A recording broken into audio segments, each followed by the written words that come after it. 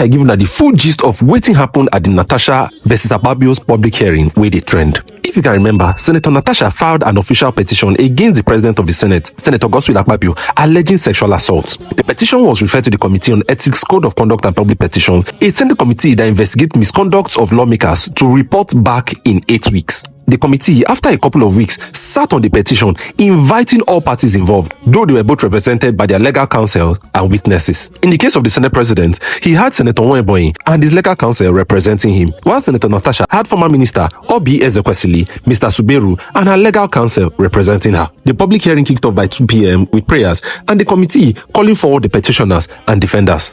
Both parties were told to be put under oath before speaking or presenting evidence, but that was where the issue started. Senator Natasha's representatives all declined to take oath, saying it was in violation of their fundamental rights. This threw the House into another rowdy session, with senators stating that it is the law of the committee that witnesses must speak and present evidence under oath. Same goes for the court of law. After much back and forth, Senator Natasha's petitioners, Mr. Suberu, finally agreed to take the oath. After taking the oath, the Senate President's representative also took his oath. Note that Obi Ezekwesili still declined to take the oath, and by the law of the House, you cannot testify unless you are under oath. After both parties had taken the oath, the Senate committee gave the petitioner, Mr. Suberu, the chance to speak to the petition of sexual assault before them, as well as lay evidence. Mr. Suberu kicked off by pointing fingers at the committee chairman, saying he does not have confidence in the committee, as he believes that the chairman and the committee will not do due diligence to the case.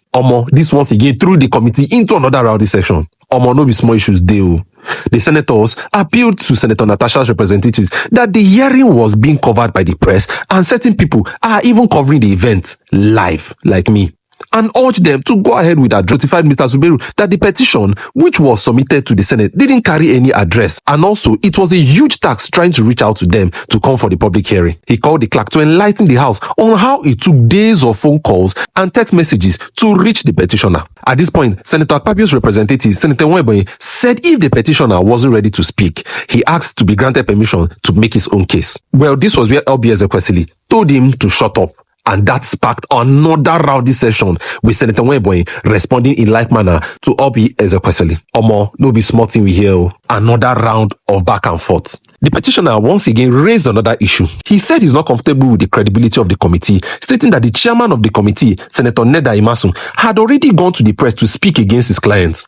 The chairman said no, that the claim was wrong, and asked the petitioner to provide the name of the media outlet which he was quoted to have spoken on, to which led to another rancor. The legal counsel and witness of the President of the Senate said they were once again ready to testify if the petitioner is willing to adopt their presentation. Once again, the senators appealed to the petitioner to kindly make their presentation, saying that this investigation was open and they are free to present evidence to back the petition. They also asked the petitioner that if they were not willing to testify, then why have you come for the hearing? Well, the petitioner still was not satisfied and said since his client, Senator Natasha Akpabio, who is on a 6-month suspension, wasn't allowed entrance into the National Assembly complex to be present, they still would not speak to the petition. At this point, all man don't tire, and since the senators saw that there was no headway, it was agreed that since part of the issue was in court, they resolved to adjourn the issue sine die, that is to no specific date, and said that the issue will henceforth be addressed at the court. All parties agreed and everybody carried their bag.